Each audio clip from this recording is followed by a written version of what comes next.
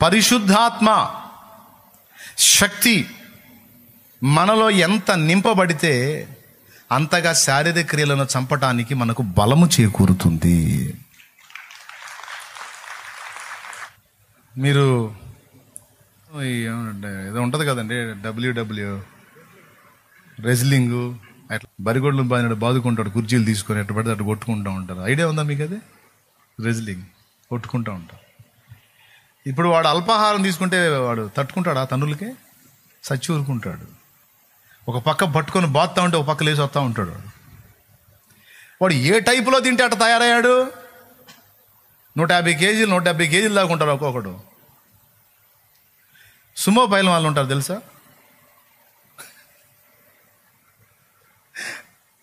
సుమోనా ఇది వాళ్ళ పేరు. చైనాలోనే ఎక్కడ ఉంటారు. వాడు ఒక్కొక్కడు ఇంతలో కప్పలాగా ఉంటాడు. ఇంతలో ఐడియా ఉందా మీకు? వాళ్ళు ఏం లేదు, వాడు పడ్డాడంటే మనం ఇక అయిపోయినట్టే, ఎక్కడెక్కడ ఇరిగిపోతాయి.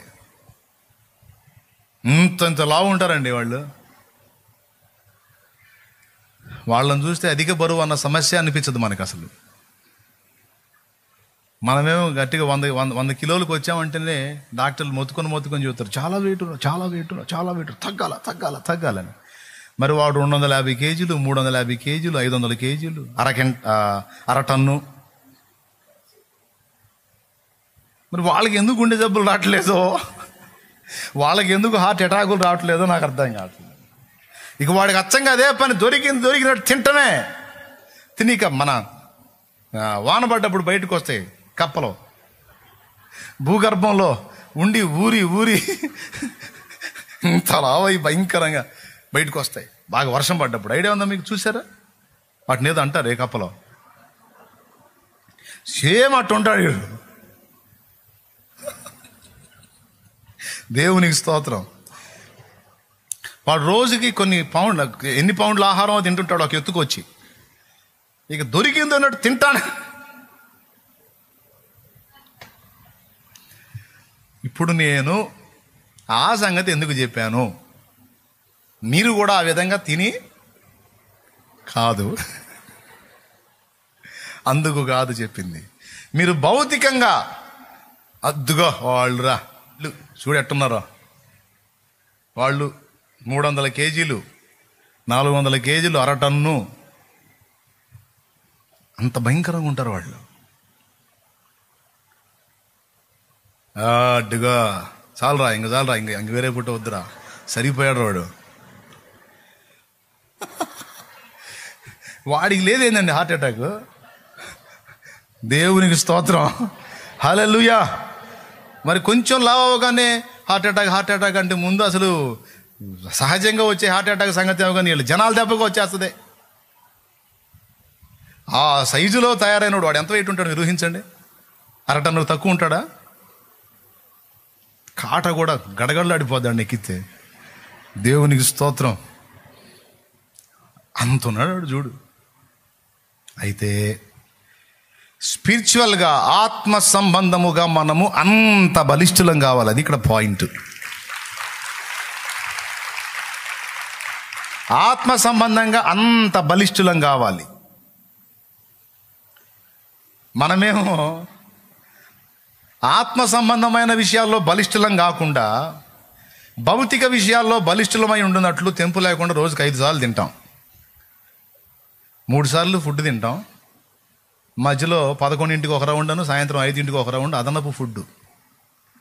మధ్యలో కాయలు గరుపులు అన్నీ కలిపి రోజు బాడీ ఏమాత్రం తగ్గకుండా బ్యాలెన్స్గా చూసుకుంటూ ఉంటాం. ఇంకా పెరగటమే కానీ తగ్గటాలు ఉండవు. కానీ పౌలు దేహాన్ని చూస్తే ఆశ్చర్యపోతారు. మా బాహ్య పురుషుడు దినదినము కృషించుచున్నను, మా అంతరంగ పురుషుడు దినదినము బలము నొందుచున్నాడు. దేవునికి స్తోత్రం కలుగును గాక. ఇందాక మా అన్న చెబుతున్నాడు, ఒక దురాత్మ పట్టిన వ్యక్తి దగ్గరికి ఒక బలిష్ఠుడైన సేవకుడు వచ్చాడంట. బలిష్ఠుడైన సేవకుడు ఏసునామూలు అంట. నేను పోన్రా అంటుందంట. అది కొంచెంసేపటికి ఒక బలహీనుడైన సేవకుడు, బాగా బక్కజిక్కిపోయిన సేవకుడు వచ్చాడంట. అంటే బక్కోళ్ళంటే భయం అని కాదు దెయ్యానికి, లావోళ్ళంటే భయం లేదని కాదు. బాగా లావు ఎప్పుడవుతాడు? ఉపవాసాలు ఎగ్గొట్టినప్పుడు అవుతాడు. స్తోత్రం. ఉపవాసాలని ఉపమావాసాలు చేసినప్పుడు అవుతాడు అన్నమాట. అర్థమైందా? అవతలవాడు బలహీనుడుగా ఉన్నాడు ఆకారానికి, కానీ ఉపవాస ప్రార్థనల చేత శక్తి పొందుకొని ఉన్నాడు. అతడు ఎంటర్ అయ్యాడు. అతను గద్దించక మునిపే ఆ దయ్యం వాడిని పడేసి వెళ్ళిపోయింది.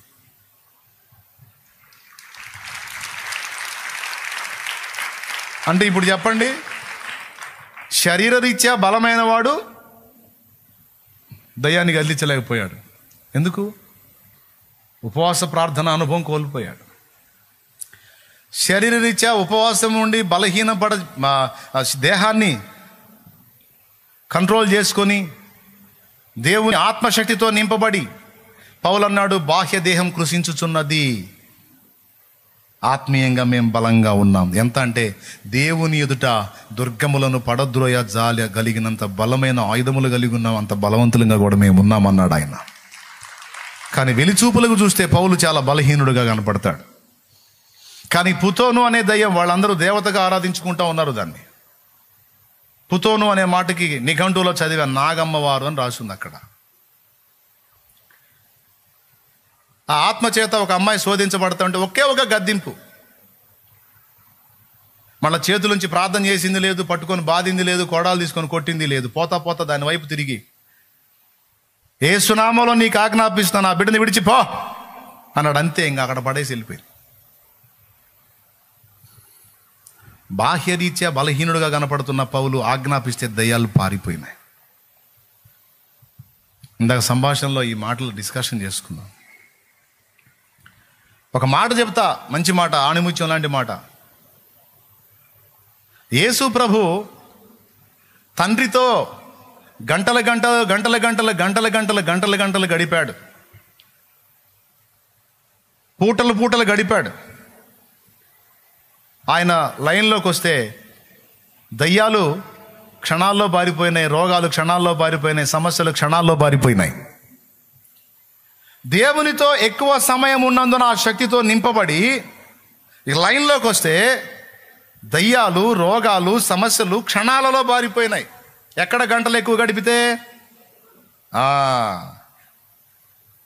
ఇప్పుడు దేవుని దగ్గర క్షణాలు నిమిషాలు గడిపి శక్తిహీనులై బయటికి వచ్చి వాటిని వెళ్ళగొట్టడానికి చూస్తే గంటలు, రోజులు, సంవత్సరాలు, నెలలు పడుతుంది, వారాలు తిరగాల్సి వస్తుంది కొంతమంది.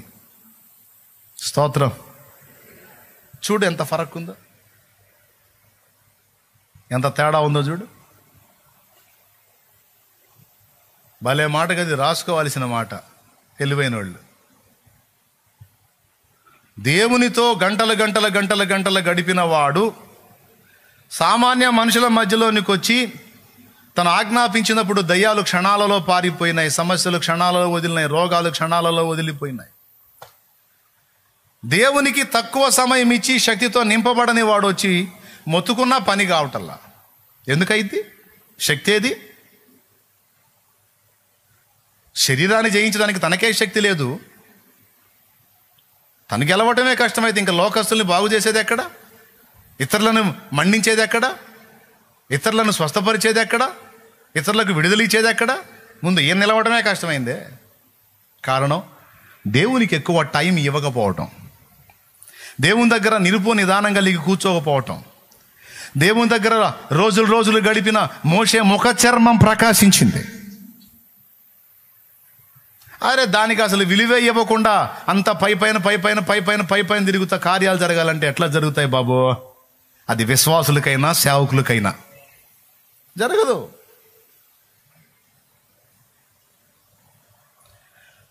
ఒక పెద్ద బిల్డింగ్ ఉంది, పెద్ద బిల్డింగ్, ఇంత పెద్ద బిల్డింగ్ అనుకోండి.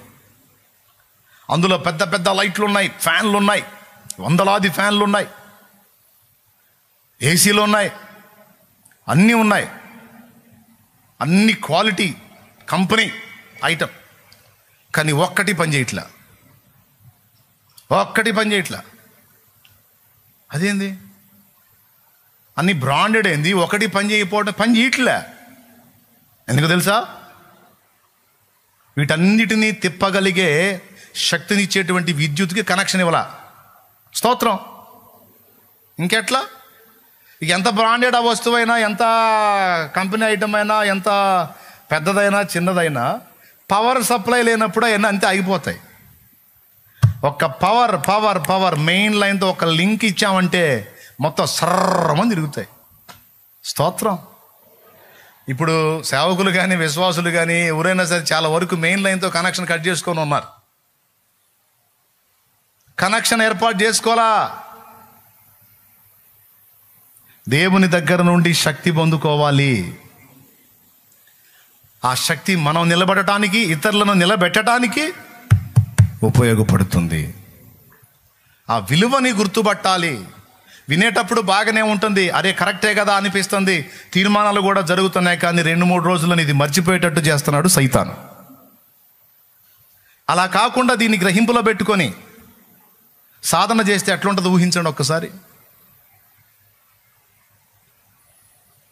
పరిశుద్ధాత్మను నింపుకునేటట్లు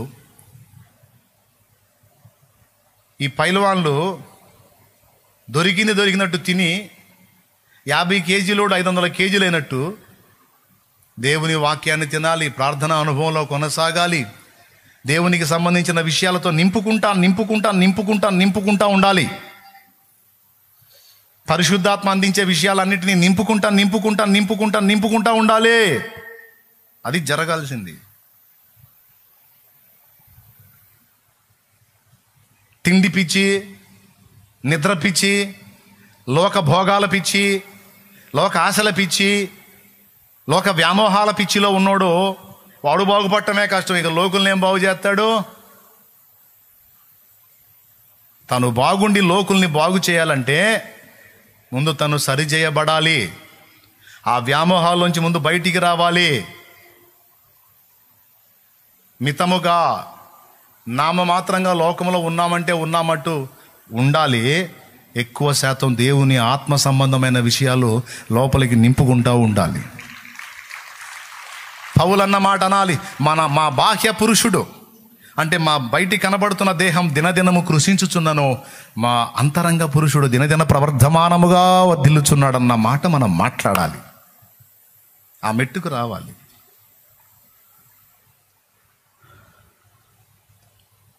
ఏమండి, ఇప్పుడు ఇంత పెద్ద దానికి ఫ్యాన్కి ఒక వైర్ బై మెయిన్ లైన్ టచ్లో ఉంటుందా? ఫ్యాన్కి లైట్కి ఈ వైర్ బై మెయిన్ లైన్లో టచ్లో ఉంటుందా? ఇదంతా కలిసి ఒక దానిలో ఉంటుంది. దాని నుంచి ఒకటే వైర్ వెళ్ళిద్ది మెయిన్ దానికి, అది టచ్ అయ్యిద్ది అక్కడ. ఆ మెయిన్ వైర్లు అంటాడు ఒక్కడు లెగిస్తే చాలు, ఒక్కతే లెగిస్తే చాలండి. ఆ కుటుంబానికి, ఆ సమాజానికి, ఆ ప్రజలకి, ఆ సంఘానికి అలాంటి వ్యక్తులు మెయిన్ లైన్ తో సరిగ్గా ఆ పవర్ సరఫరా చేయగలిగేటువంటి ఒక్కతే లెగిస్తే చాలండి. బలమైన ఉద్యమాన్ని చూస్తాయి ఆ ప్రదేశాలు, ఆ సమాజాలు, ఆ ప్రాంతాలు. ఏదో కాస్తో కూస్తో చేసి ఆగిపోవటం కాదండి. రాజీ పడకూడదు. నేను చెప్పే పాయింట్ వాస్తవమా కాదా? ఆ విధంగా ప్రయత్నించి చూడండి. ఆయన దేవునితో గంటలు గడిపాడు. వచ్చి కార్యాలని క్షణాల్లో చేసుకుంటూ వెళ్ళిపోయాడు. దేవుడితో గంటలు గడపగలిగినప్పుడు మనకు మొండి కార్యాలు కూడా క్షణాలలో డీల్ అయిపోతాయి. అందుకే వాడు ఎక్కువ గడపనీడాడా. ఎక్కడికక్కడికే సంతృప్తి, ఎక్కడికక్కడికే సంతోషం. కాసేపు ప్రార్థిస్తే చాలు, అబ్బో ఇప్పటికే చాలా చేశాను ఇక చాలని కొంచెంలోనే తృప్తి పడిపోతూ ఉంటాం, లేచి వెళ్ళిపోతూ ఉంటాం. ఎంతమందికి అర్థమైందండి నేను చెప్పే సంగతి? శక్తి కావాలండి, శక్తితో నింపబడాలండి. ఆ శక్తిని నింపుకునే దారులన్నీ ఎప్పుడు తెరిచి ఉండాలండి మనం. దానికోసం ఆరోగ్యం బాగుండి ఈ గ్యాస్ ట్రబుల్ లాంటివి లేకపోతే కాస్త అప్పుడప్పుడు ఫాస్టింగ్స్ ప్రతిష్ఠించుకొని చెయ్యాలండి. ఏందండి ఒక పూట కాస్త ఫుడ్ ఆపి కాస్త దేవుని పాదాలు, నేను అది కూడా చెబుతున్నా, కాస్త మజ్జిగన్నా తీసుకెళ్ళిపోయా పోనీ, మరి దారుణంగా కాస్త మజ్జిగ దగ్గర పెట్టుకో, లేకపోతే మంచినీళ్ళ దగ్గర పెట్టుకో, కాస్త ఆరంగారంగా తాగు, కూర్చో, కాస్త ఫాస్టింగ్ ఉండి కూర్చో, దేవునితో తరచుగా కూర్చో. లేదన్నా నాకు ఓపిక లేదంటే సరే తినైనా కూర్చోపోయి, అది కూడా చెప్తున్నాగా. అరే తినకుండా కూర్చోకపోతుంటివి, తిని కూడా కూర్చోకపోతుంటివి. అసలు కూర్చోటమే నీ ప్రాణానికి వచ్చే, మళ్ళీ రోడ్ల మీద తిరగమను తరే తెరే అనుకుంటూ తిరుగుతారు.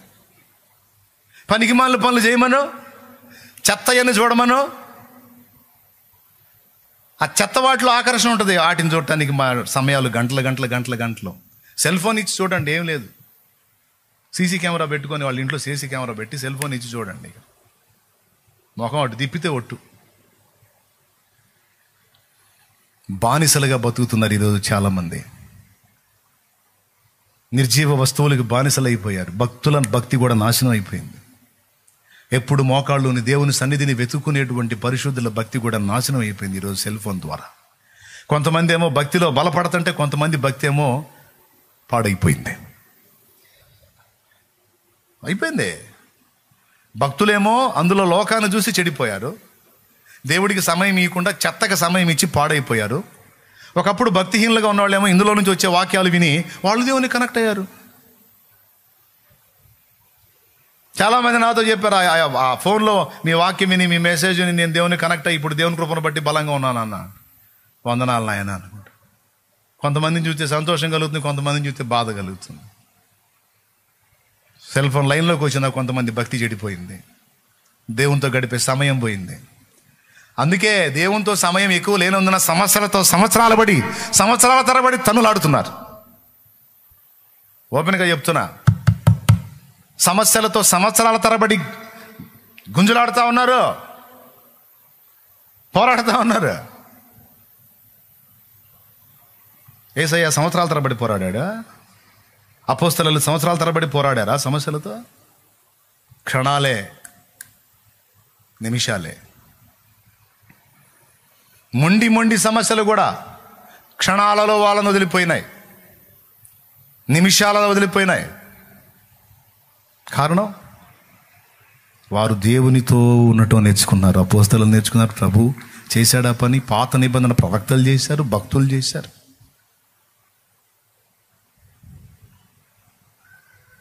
ఇది మీరు గ్రహించి మీ పందాన్ని మార్చుకొని ప్రాచీన పురుషుని జయిస్తూ నవీన స్వభావాన్ని ధరించుకుంటూ దేవుని పరిశుద్ధాత్మ మన లోపలికి ప్రవేశపెట్టేటువంటి ఆ జీవజలముతో నింపుకుంటూ ఆత్మ విషయమై బలము నొందిన వారమై దేవునితో గడపడం నేర్చుకుందాం, దేవుని శక్తిని పొందుకుందాం, పోరాడదాం. అదేదో డబ్బిచ్చితే వచ్చేది కాదండి, లేకపోతే ఇంకొక రకంగా ఏదో మర్యాదలు చేస్తే వచ్చేది కాదండి. మనం ప్రభు పాదాలు పట్టుకొని ఆయన సన్నిధిని గోజాడితే వచ్చేది శక్తి. దేవునితో సత్సంబంధాన్ని ఏర్పరచుకుంటే మెయిన్ లైన్తో వెళ్ళి వైర్ కనెక్ట్ కావాలి. సర్వీస్ వైర్ ఏదైతే ఉందో మెయిన్ వైరు, అది మెయిన్ లైన్తో కనెక్ట్ అవ్వాలి. దానిలో నుంచి 2 వైర్లు డివైడ్ అవుతాయి. 2 వైర్లలో ఒకటేమో మెయిన్ ఉంటుంది, ఒకటేమో ఎర్త్ ఉంటుందా? ఏదో మీరే చెప్పండి. కానీ ఒకటైతే నిజం, ఒక్కటే సర్వీస్ వైర్ వెళ్ళి దానికి తాకుతుంది, అందులోంచి శక్తి సరఫరా అయి మొత్తాన్ని తిప్పిద్ది. నాకు నేర్పాడు దేవుడు. ఒరే, ఈ ఫ్యానుల్లాగా మనుషులు ఉన్నారు అనుకోరా. ఎన్ని ఫ్యాన్లు ఉన్నాయి తిరగాలంటే, ఒకడు మెయిన్ సర్వీస్ వైర్ లాగా, ఒకడు మెయిన్ వైర్ లాగా ఉండి నాతో సంబంధం ఏర్పరచుకుంటేనే ఈ ఫ్యాన్లు విద్యుత్ శక్తితో తిరిగినట్టు నీలో నుండి స్రవించే శక్తి ద్వారా బిడ్డలందరూ నడిపించబడతారు. నువ్వు నాతో సంబంధాన్ని తెంచుకున్నావు అనుకో, ఫ్యాన్లు ఉండటానికి కనపడతాయి కానీ తిరగవరా. అలాగే వ్యక్తులు ఉండటానికి ఉంటారు కానీ ఫలించరు, నిష్ఫలులైపోతారు, జాగ్రత్త అని చెప్పాడు. అన్న, నేను కొన్ని సమస్యలతో వారాల తరబడి, నెలల తరబడి, సంవత్సరాల తరబడి పోరాడుతున్నాను అన్నోళ్ళు చేతులు ఎత్తండి. కొన్ని సమస్యలు ఉన్నాయన్న, నాకు ప్రాబ్లమ్స్ కొన్ని ఉన్నాయి. వాటితో నేను నెలల తరబడి, సంవత్సరాల తరబడి, వారాల తరబడి పోరాడుతున్నాను, వాటి వల్ల నేను సఫర్ అవుతున్నాను అన్నోళ్ళు చేతులు ఎత్తండి. ఏముంది? మిగిలిన వాళ్ళకి ఏం లేవా? ఉంటే చేతులు ఎత్తండి. ఏముంది? సిగ్గుపడాల్సిన అవసరం ఏముంది? రైట్. వారాల తరబడి, నెలల తరబడి, సంవత్సరాల తరబడి సఫర్ అవ్వాల్సిన పరిస్థితి ఎందుకు వచ్చింది? క్షణాల్లో కదా, నిమిషాల్లో కదా డీల్ అవ్వాల్సింది. యేసు ప్రభుకు కానీ, అపోస్తలులకు కానీ, పాత నిబంధనల ప్రవక్తలకు కానీ, భక్తులందరికీ కూడా సమస్యలు క్షణాలతో డీల్ అయిపోయినాయి కదా, నిమిషాలతో డీల్ అయిపోయినాయి కదా. మరి ఎందుకని మనం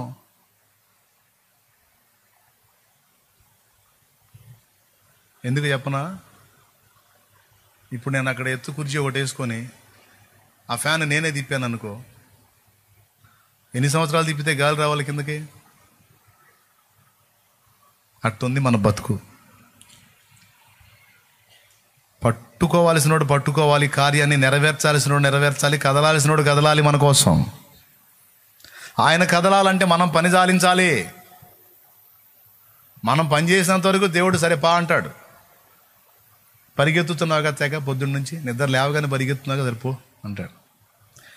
నిద్ర లేవగానే పరిగెత్తాల్సింది అటు కాదు, ఆయన పాదాల దగ్గరికి పరిగెత్తాలి. ఆయన పాదాల దగ్గర సాష్టాంగ పడి ఆయనను కదిలించడం నేర్చుకోవాలి. అక్కడ సఫలం కావాలి మనం. ఆయన కదలాలి, అప్పుడు నీ కొండలాంటివి కూడా డీల్ అయిపోతాయి.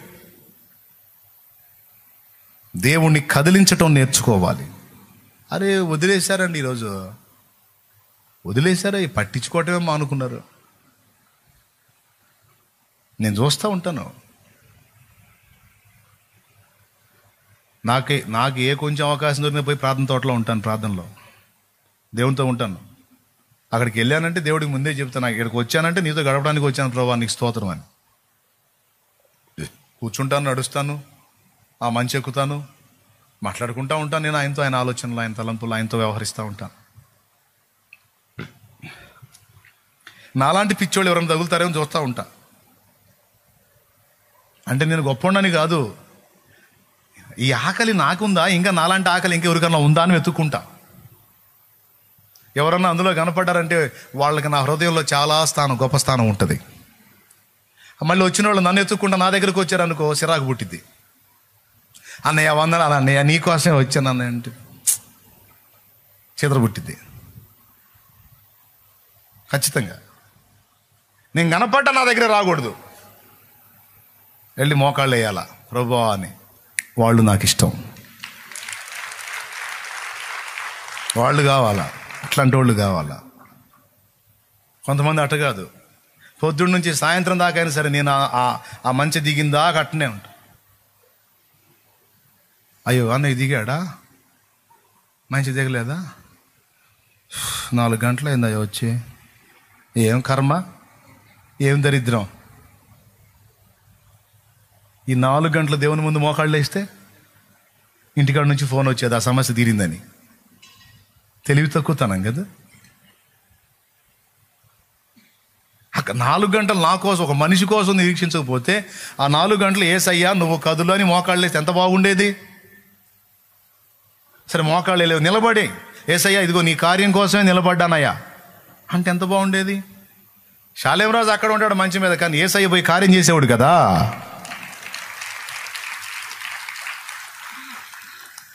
సేవకుల్ని కనిపెడతాను, విశ్వాసుల్ని కనిపెడతాను, పరిచారకుల్ని కనిపెడతాను.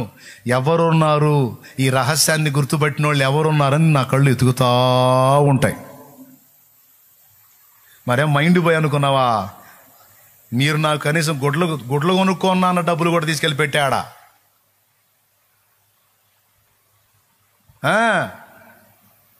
బంగారు వస్తువులు తీసుకొచ్చి ఇచ్చారు నువ్వు పెట్టుకోవాలని, వాళ్ళ అభిమానం. అవి కూడా అమ్మి ఆ వచ్చిన డబ్బులు ఎక్కడెక్కడ డబ్బులని తీసుకెళ్ళి పెట్టి అక్కడ. ఎందుకో తెలుసా? ఏకాంతంగా నా బిడ్డలు దేవుణ్ణి కలుసుకోవడానికి ఒక రమ్యమైన చోటు కావాలని. ఎక్కడికి పోతే ఎవరు రానిస్తారు? ఎక్కడికి పోతే ఎవరు రానిస్తారండి? దేవుణ్ణి కలుసుకొని భక్తిపరులై సమాజాలకి దీపాలుగా వెలిగేటువంటి యోధులు ఇక్కడ తయారు కావాలి. ఇక్కడ దేవుణ్ణి కలుసుకోవాలని ప్రతిరోజు ప్రార్థిస్తా. అంతెందుకనే మందిరం లేదా? మందిరం ఉంది, మందిరంలోకి వచ్చేసుకో. కానీ అచ్చంగా ప్రేయర్ పర్పస్లో అది ఏర్పాటు చేసాం, ప్రార్థనా తోటాన్ని.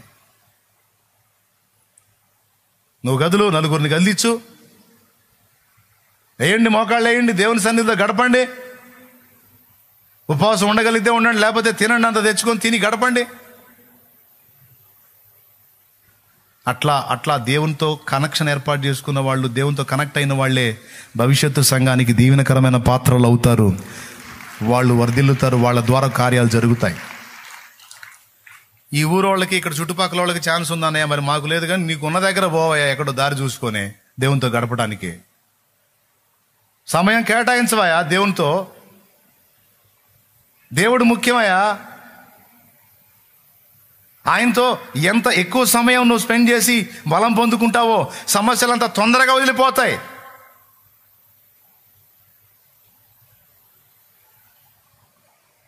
మోషేను చూసినా, ఏలియాను చూసినా, ఎలీషాను చూసినా, ఎలీషా కొంచెం అవకాశం దొరికినా వీళ్ళు మోకాళ్ళు వేస్తాడు. పేతురుని చూడు, కింద ఆహారం వండుతున్నారు, రెడీ చేస్తూ ఉన్నారు, ఖాళీ కూర్చోవచ్చు. ఆ వండే వాళ్ళతో మీటింగ్లు వేసుకుంటా, అమ్మా చపాతీలో నాటుకోడి వేసుకొని తింటే ఉంటుందే, అబ్బో ఆ టేస్ట్ అనుకుంటూ కూర్చోవచ్చు అక్కడ, పనికి మళ్ళీ మీటింగ్ వేసుకొని. అట్లా కూర్చోలా, మిద్దె మీదకి ఎక్కాడు. మిద్దె మీదకి ఎక్కి మోకాళ్ళు వేసాడు. మోకాళ్ళు వేసి ప్రభువా అన్నాడు. దేవుడు దర్శనం, 4 చెంగులు పట్టి కిందికి దింపినటువంటి ఒక దుప్పటి వంటిది కనపడింది. దానిలో చతుష్పాద జంతువుల యొక్క ఆకారాలు కనపడ్డాయి. ఈయన ఆకలి కొని ఉన్నాడు. పేతురు అదిగో దాన్ని చంపుకొని తిను అన్నాడు. దేన్ని? అపవిత్రమైన జంతువుని చూపించి. పేతురు అన్నాడు, ప్రభువా అపవిత్రమైన దాన్ని నేను ముట్టనని నీకు తెలుసు కదా, ఇంతవరకు అపవిత్రమైనది ఏది నా నోట పడలేదు అన్నాడు. అప్పుడు దేవుడు అన్నాడు, దేవుడు పవిత్రపరచిన వాటిని అపవిత్రమని ఎంచకూడదు అన్నాడు. దేవునికి స్తోత్రం కలుగును గాక. అట్లా ముమ్మారు ఆ దర్శనాన్ని ఇచ్చాడు. చివరికి ఏమర్థమైంది? దేవుడు అన్యుల దగ్గరికి వెళ్ళమంటున్నాడని అర్థమైంది. ఆ తర్వాత కొర్నేలు ఇంటికి వెళ్ళి అక్కడ వాళ్ళందరూ దేవుని కొరకు పట్టబడేటట్టు పేతురు వాడబడతాడు. అది ఏ కొంచెం సమయం దొరికినా, ఏ కొంచెం అవకాశం దొరికినా మన దేవుని సన్నిధి కదా వెతకాలి. దేవుని పాదాల దగ్గర కదా మనం వెతకాలి. అప్పుడు కదా ఉజ్జీవం, అప్పుడు కదా ఆత్మలో కదలిక, అప్పుడు కదా దేవుడు కార్యాలు నెరవేర్చేది. నిద్ర వచ్చిన వాళ్ళు స్తోత్రం చెప్పండి. వెరీ గుడ్, చాలా చురుగ్గా ఉన్నారు. మెలకుతున్న వాళ్ళు చెప్పండి. రైట్, మీరు సీరియస్గా వింటున్నారని నమ్ముతున్నాను నేను. తీసుకోండి, నిజంగా తీవ్రంగా తీసుకోండి.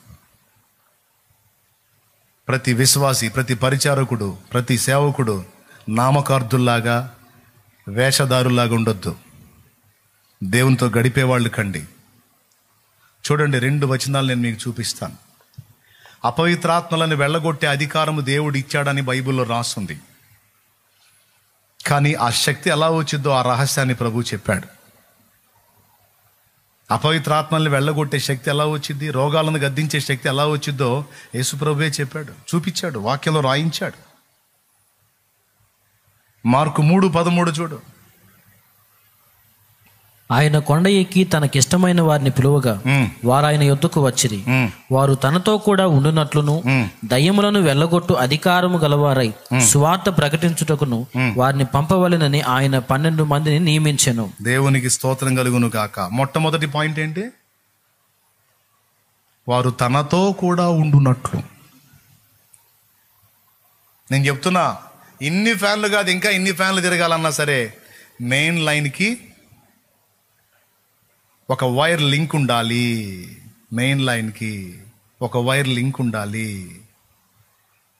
అట్లాగే అపోస్తలులారా, నా పిల్లలారా, మీరు నాతో సరైన అనుబంధాన్ని కలిగి ఉంటేనే లోకాన్ని మండించగలరు, దయ్యాలను వెళ్ళగొట్టగలరు, మనుషుల్ని రక్షించగలరు, రోగాలను బాగు చేయగలరు. నాకు వేరుగా ఉండి మీరు ఫలించలేరు అన్నాడు. నాతో ఉండండి, నాతో ఉండండి, నాతో ఉండండి. ఎన్ని వచనాలు ఉన్నాయో తెలుసా? ఈ వచనం అయిపోయిందా? యోహాను సువార్త 15వ అధ్యాయం 1వ వచనం నుంచి చదివితే ద్రాక్షావల్లిని నేను, తీగలు మీరు. నాలో ఫలింపని ప్రతి తీగను కూడా తండ్రి తీసేస్తాడు. ఫలించే తీగ ఇంకా బాగా ఫలించాలని దానిలో పనికిరాని తీగల్ని తీసేస్తాడు.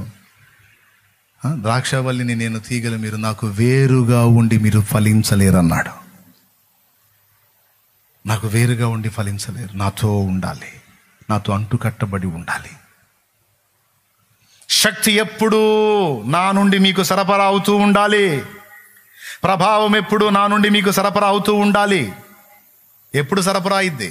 మీరు నాకు అందుబాటులో ఉన్నప్పుడు సరఫరా అయింది. ద్రాక్షావల్లి నుండి తీగ కట్ అయితే కొంతకాలం పచ్చగానే ఉంటుంది, కానీ ఒకనాటికి ఎండిపోయింది. ఈ వచనమేనా? ఇంకెన్ని ఉన్నాయి? నా యందు నిలిచి ఉండుడి, నేను మీ యందు నిలిచి ఉందును. ఎన్ని వచనాలు ఉన్నాయో. అంతేకాదు, శృంగారం అనే దేవాలయం దగ్గర పుట్టినది మొదలుకొని కుంటివాడైన మనుషుని స్వస్థపరిచినప్పుడు పేతురు, యోహాన్లు, ఆ ఆశ్చర్యకార్యం జరిగినప్పుడు 5,000 మంది పట్టబడతారు, దేవుని వైపు తిప్పబడతారు. 5,000 మంది ఒక్క దినమందే. ఇంత పెద్ద స్పష్టమైన సూచక క్రియ జరిగితే ఇక వాళ్ళని దెబ్బతీయాలనుకున్న వాళ్ళు కూడా ఆశ్చర్యపోతారు. వీళ్ళని ఏం చేయలేకపోతున్నావు ఏంట్రా? వీరి ద్వారా విశేషమైన సూచక క్రియ చెయ్యబడి ఉన్నది.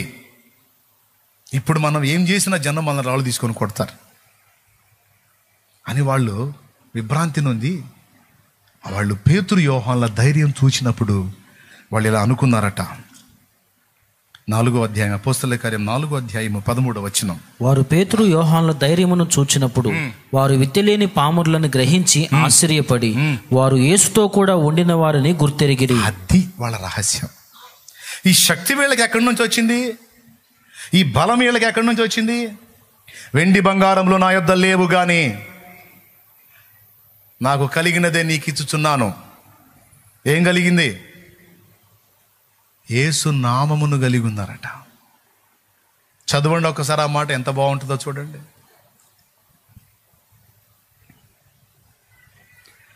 యేసుతో సహవసించేవాడు యేసునే కలిగి ఉంటాడు. 3వ అధ్యాయం 4వ వచనం. పేతురును, యోహాన్ను వారిని తేరి చూచి మా తట్టు చూడమనిది. వాడు వారి యొద్ద ఏమైనా దొరుకునని కనిపెట్టుచు వారి యందు లక్ష్యం ఉంచాను. అందరూ ఒకసారి స్తోత్రం చెప్పండి, గట్టిగా చెప్పండి, ఇంకోసారి చెప్పండి. ఇప్పుడు వినండి. అంతటా పేతురు, వెండి బంగారములు నా యొద్ద లేవు గాని నాకు కలిగినదే నీకు ఇచ్చుచున్నాను. ఏం కలిగింది ఆయనకి? నజరేయుడైన యేసుక్రీస్తు నామమున నడువుమని చెప్పి వాని కుడి చెయ్యి పట్టుకొని లేవనెత్తెను. వెంటనే వాని పాదములను చీలమండలమును బలము పొందెను. అది యేసు నామములోని శక్తి పొందుకున్నారు. ఏం పొందుకున్నారు? సంవత్సరాల తరబడి ప్రాకులాడుతున్నావు సమస్యల నుంచి విడుదల కొరకు. సమస్యలతోనే ప్రాకులాడుతున్నావు కానీ సమయం దేవుడికి ఇవ్వాల. అందుకే. కానీ నేను దేవుని తెలుసుకున్న తర్వాత సమస్యలన్నిటికీ పరిష్కారం యేసయ్య చేతిలో ఉందని నాకు అర్థమైంది. ఆయన్ని కదిలిస్తేనే ఏదైనా జరిగిద్దని ఆయన్ని కదిలించడం మొదలుపెట్టా. అన్నీ ఒక్కొలికి వచ్చినాయి. ఇప్పుడు కూడా నాకు పెద్ద అవసరం ఉంది. ఇప్పుడు అది ఉంది. వాళ్ళు ముందుకు వచ్చారనుకో ఒకవేళ తక్కువలో తక్కువ వేసుకున్న చాలా అయింది. నాకు చాలా కావాలా. ఎందుకంటే చుట్టుపక్కల ఏర్పడేటువంటి బ్రాంచ్ సంఘాలన్నిటికీ ఇది మెయిన్ అవుతుంది, హెడ్ క్వార్టర్ అవుతుంది. ఇక్కడ చుట్టుపక్కల బ్రాంచీల నుంచి ఒకవేళ దేవుని పని కొరకు సంపూర్ణంగా సమర్పణ చేసుకున్న వాళ్ళు కూడా వచ్చి ఇక్కడ ఉండాల్సి వచ్చింది. ఇక్కడ కట్టడాలు కొన్ని నిర్మాణాలు చేయాల్సి వచ్చింది, కొన్ని వసతులు ఏర్పాటు చేయాల్సి వచ్చింది. ఇప్పుడు కనపడ్డ ఈ డెవలప్ కాదు, దీనికి 2 ఇంతలు 3 ఇంతలు 4 ఇంతలు ఇదంతా డెవలప్ కావాలి. ఎందుకంటే ఇప్పటికీ ఇంచుమించు 200 ప్రాంతాల్లో సంఘాలు స్థాపించబడ్డాయి. మరి ఇక్కడ అన్ని ఏర్పాట్లు చేయాలి. ఒకటొకటి చేసుకుంటూ వస్తానా. పెద్ద పని ఉంది. ఆ పెద్ద పనికి పెద్ద మొత్తం కావాలి. ఆ పెద్ద మొత్తానికి జనాల దగ్గర పోయి దేహిని అడుక్కోవాలా? ఎవరిని అడిగే ప్రసక్తి లేదు, ఎవరిని లెక్క చేసే ప్రసక్తి లేదు. మోకాళ్ళు వేయాలి, దేవుని పాదాలు పట్టుకోవాలి, దేవుడు కదలాలి, కార్యాలు జరగాలి, అంతే. హల్లెలూయా. ఫస్ట్ నుంచి అదే నిబంధనతో ఇన్ని మైళ్ళు ప్రయాణం చేసుకుంటా వచ్చా. మోకాళ్ళు వేయటం, ఆయన గదిలించడం, ఆయన కార్యాలు చేయటం. సమస్యలు వచ్చినా కూడా మోకాళ్ళు వేయటం, ఆయన గదిలించడం, ఆయన డీల్ చేయటం. ఒక్కటే ప్రార్థన, ప్రార్థన, ప్రార్థన, ప్రార్థన. ఆయన ఆయన ఆయన. ఓ ఎన్ని కార్యాలో. కాబట్టి ఇప్పుడు ఏం నేర్చుకున్నారు ఈరోజు మీరు? బాహ్య పురుషుడు బలహీనపడిన ఆంతర్య పురుషుని దినదిన ప్రవర్ధమానంగా బలపరుచుకోవాలి. ఓకే. ఫిలిప్పులు పేతురు యోహానులకు ఇవ్వవలసిన రెస్పెక్ట్ని వాళ్ళకి ఇవ్వాలి. సీమోన్లు ఏం చేయాలి? ఫిలిప్పుతో కాంటాక్ట్ అవ్వాలి. ఓకే. వీటన్నిటితో పాటు శక్తి యొక్క రహస్యం ఎక్కడుంది? దేవుని దగ్గర ఉంది. దేవుని దగ్గర మనం గంటలు గడపగలిగితే సమస్యలు నిమిషాల్లో డీల్ అయిపోతాయి. దేవుని శక్తిని పొందగలిగితే సంవత్సరాలు పీడించిన మొండి దయాలు కూడా జనాల్ని క్షణాల్లో వదిలిపెట్టిపోతాయి. నాయకులు, విశ్వాసులు అందరూ రోషం తెచ్చుకోండి, సిగ్గు తెచ్చుకోండి, పట్టుబట్టండి, నలిగిపోకండి. కోల్పోయిన ఆత్మీయతను తిరిగి పుంజుకోండి, తిరిగి పొందుకోండి. దేవునితో సత్సంబంధాన్ని ఏర్పరచుకోండి. రండి, దేవుని దగ్గర పెనుగులాడండి. ఏ కొంచెం అవకాశం దొరికిన ఆత్మ సంబంధంగా ఆలోచన చేయండి. ఒకవేళ సెల్ ఫోన్ నువ్వు వాడినా కూడా అందులో దేవుని మాట, దేవుని పాట, దేవుని పలుకు, దేవుని స్వరం. నీ ఇష్టం. సింపుల్ మ్యాటర్, పెద్ద లోతైన సబ్జెక్టే నేను చెప్పాలా, ఈజీగా అర్థమయ్యే మ్యాటరే చెప్పా. మీ ఇష్టం. దాన్ని ఫాలో అవుతారో, ఇక్కడే దులిపేసి ఇంటికి పోతారో నాకు సంబంధం లేదు. నేనైతే దేవుడు నాతో పలికిన ప్రతి మాట చేత రేపబడి రోషం కలిగి అలా ప్రయత్నం చేయాలని నేనైతే నిర్ణయించుకున్నాను. నా వంతు నేను ప్రయాసపడుతున్నాను, దేవుని కార్యాలు చూస్తూ ఉన్నాను. మీకు కూడా అదే నేర్పుతున్నాను. అనుసరించారా? ధన్యులు అవుతారు. సేవకులు, విశ్వాసులు, పరిచయాలు మొత్తం చెప్పే సమయంలో మార్పు రావాలి. ఇంకా ఎక్కువ మనం దేవునికి సమీపం కావాలి, శక్తి పొందుకోవాలి, దేవుని బలం అడగాలి. నేను నమ్మిన వానిని ఎరుగుదును, సిగ్గుపడనెన్నడు. నేను నమ్మిన వానిని ఎరుగుదును, సిగ్గుపడనెన్నడు, సిగ్గుపడనెన్నడు. నన్ను బలపరచువాని అందే సమస్తము నీ చేయగలను. నన్ను బలపరచువాని అందే సమస్తము నీ చేయగలను. నేను నమ్మిన వానిని ఎరుగుదును, సిగ్గుపడనెన్నడు. నేను నమ్మిన వానిని ఎరుగుదును, సిగ్గుపడనెన్నడు, సిగ్గుపడనెన్నడు. నన్ను బలపరచువాని అందే సమస్తము నీ చేయగలను. నన్ను బలపరచువాని అందే సమస్తము నీ చేయగలను. ఎంతమందికి అర్థమైంది చెప్పిన సంగతులు? సూటిగా సుత్తి లేకుండా డైరెక్ట్గా పాయింట్ మీకు వచ్చేటట్టు చేశాను. దేవుడు కూడా సాయం చేశాడు. ఒక విలువైన సమాచారం మీకు ఇచ్చానని అనుకుంటున్నాను. తర్వాత మీ ఇష్టం. ఇక్కడెక్కడే దులిపేసిపోయి మళ్ళీ ఎప్పుడు కాలి టిట్టి అని బతుకుతారో, లేదు నేను కోల్పోయిన పాయింట్ను దేవుడు నాకు అందించాడు, నేను పశ్చాత్తాపడుతున్నాను, నేను సరిగ్గా మారు మనసు పొందాలి, నేను మళ్ళీ దేవునితో తిరిగి కనెక్ట్ అవ్వాలి అని తిరిగి దేవునితో సత్సంబంధం ఏర్పరచుకొని మళ్ళీ మన్నటం మొదలు పెడతావు. నిర్ణయం నీదే. కానీ పవర్ సరఫరా కాకుండా ఎన్ని ఫ్యాన్లు ఉన్నా తిరగవు, ఎన్ని లైట్లు ఉన్నా వెలగవు. ఫ్యాన్లను తిప్పేది, లైట్లను వెలిగించేది శక్తి, విద్యుత్ శక్తి అయితే మనల్ని తిప్పి మన బతుకుల్ని వెలిగించి అనేకులకు వెలుగుగా మనల్ని మార్చేది దైవశక్తి, దేవుని పరిశుద్ధాత్మ శక్తి.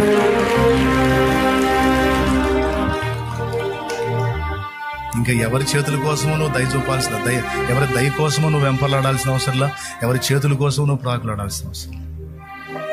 నువ్వుగా దేవునితో అనుబంధాన్ని ఏర్పరచుకోవటం సాధన చేయి. పొద్దస్తమానం పిల్లకాయలాగా ఉండకండి.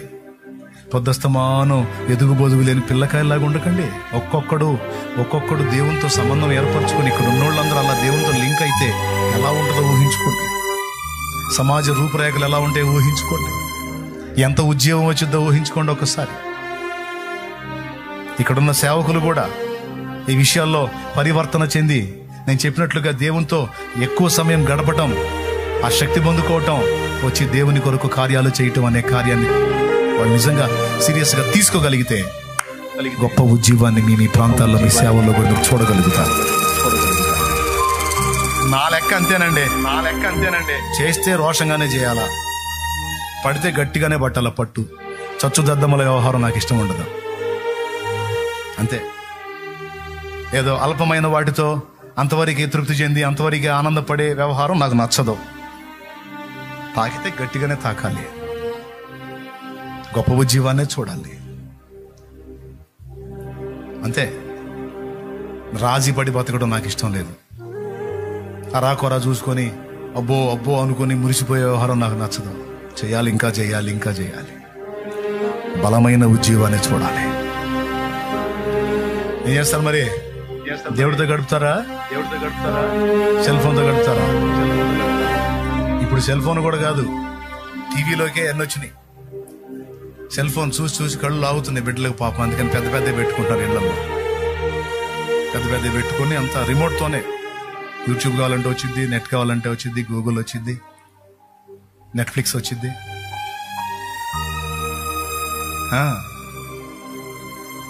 తెలుసా మీకు? వచ్చింది. ఏవి కావాలంటే వస్తాయి, చూసుకోవచ్చు. జనాల యొక్క ఆత్మీయతను ఆర్పి కూసున్నాడు సైతాన్. నిప్పుల మీద నీళ్లు జల్లినట్టు అందరి భక్తి మీద నీళ్లు జల్లి కూర్చున్నాడు సైతాన్. భక్తి లేదు, అజ్జుడని ఒక పక్క రాకడికి అన్ని సర్వం సిద్ధం అవుతా, పరిస్థితులు అలా ప్యాక్ అవుతా వస్తున్నాయి.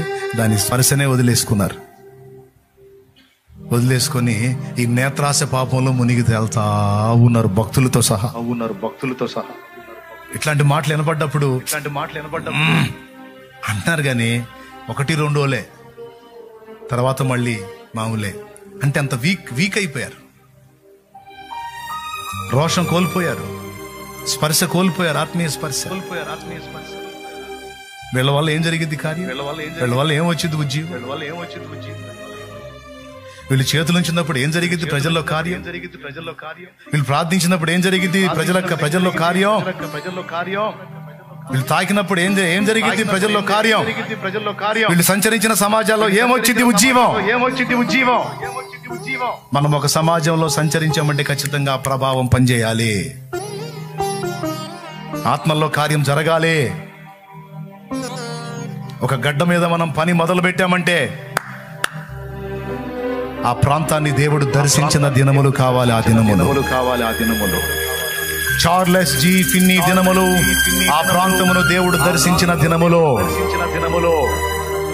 డేవిడ్ బ్రైనార్డ్ దినములు, రెడ్డినియన్లను దేవుడు దర్శించిన దినములు. డేవిడ్ లివింగ్స్టన్ దినములు, ఆ ప్రాంతములను దేవుడు దర్శించిన దినములు. జాన్ వెస్లీ దినములు, ఆ ప్రాంతములను దేవుడు దర్శించిన దినములు. ఇంగ్లాండ్ ని దేవుడు దర్శించిన దినములు. ఇప్పుడు దరిద్రులుగా తయారై ఉండొచ్చు ఇప్పటి తరం, కానీ జాన్ వెస్లీ ఉన్న తరములో, ఆ తరములో గొప్ప ఉద్యోగం వచ్చింది. అప్పటి ప్రజలు గొప్ప ఉద్యోగాన్ని చూశారు. వాళ్ళు దేవుని ఆత్మ సంబంధులై మండారు, దేవుని దగ్గర చేరారు. రాబర్ట్ యువాన్, ఆ దినములు, ఆ ప్రాంతములను దేవుడు దర్శించిన దినములు. వేల్స్ ఉజ్జీవం. మన దినములు కూడా మన ప్రాంతములను, మన ప్రదేశాలను దేవుడు దర్శించిన దినములుగా మారాలంటే నేను చెప్పిన పందాల్లో మనం అడుగులు వేయాలి. శక్తితో నింపబడాలి, దేవుని ప్రభావంతో నింపబడాలి, దేవునితో ఉండాలి.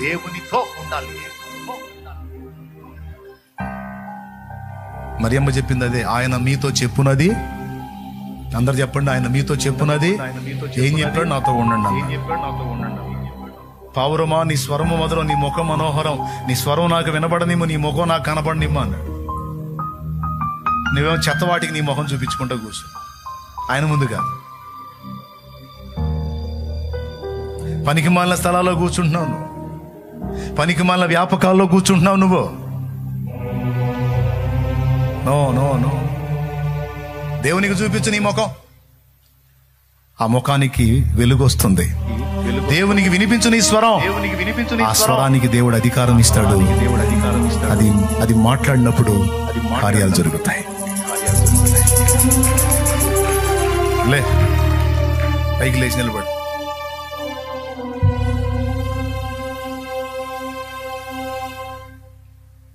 దానికి దీనికి దీనికి దానికి దానికి దీనికి పద్దాకలు భయపడతా కృంగిపోతా, కుమిలిపోతా, తరం పడతా, నీరు గారిపోతా, దిగజారిపోతా. ఎంతకాలం ఈ నాశరక బత్తి, కృంగిపోయే వాళ్ళ గురించి వాక్యం ఏం చెప్పింది? శ్రమ దినమున నీవు కృంగితే చేతగాని వాడు అవుతావు అని చెప్పింది వాక్యం. కాస్త కూర్చో ఉన్న సామర్థ్యం కూడా పోగొట్టుకుంటావు నువ్వు కృంగిపోతే. కృంగుబాటుకు తావివద్దు, నేను లేవనెత్తేవాడిని నేనున్నాను, నా వైపు చూడు అంటుంది వాక్యం. భయపడుట వలన మనుషులకు ఉరి వచ్చునని రాయబడి ఉంది. భయం గుప్పెట్లు ఎందుకు బతుకుతున్నావు? విశ్రాంతిలో ఉండమన్నాను నేను. నువ్వు భయంలో ఎందుకు బతుకుతున్నావు? భయపడట వల్ల ఉరి వచ్చునని. చింతించటం వల్ల మీకేం ప్రయోజనం అంటున్నాడు? భయము, చింత, దిగులు, విచారం, కృంగుబాటు దులిపేయాలి.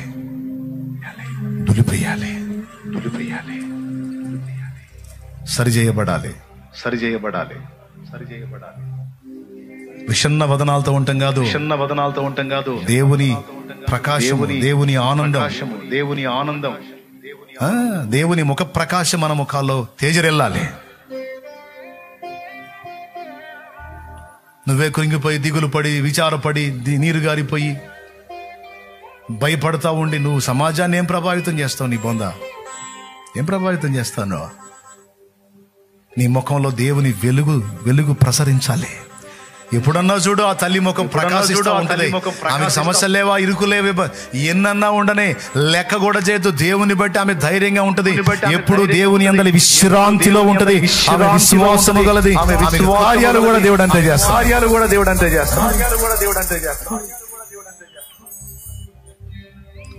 ఆయనకి కార్యాలు కూడా దేవుడు అంతే చేస్తాడు. అది కాదు, సరి చేయబడదాం. ఎవరి దయా దాక్షిణ్యాల కోసమో మనం ఎదురు చూడటం కాదు, వెంపర్లాడటం కాదు. దేవునితో కనెక్ట్ అవుదాం, దేవునితో కనెక్ట్ అవుదాం. నా ఆశ, నా ఆకాంక్ష అదే. మిమ్మల్ని అందరినీ నా దేవునికి కనెక్ట్ చేయాలి. ఆయనతో మీరు లింక్ అయ్యారంటే సరఫరా డైరెక్ట్ గా మీకు లభిస్తుంది. అనేక మందిని వెలిగించగలుగుతారు. ఫిలిప్పు లాగా.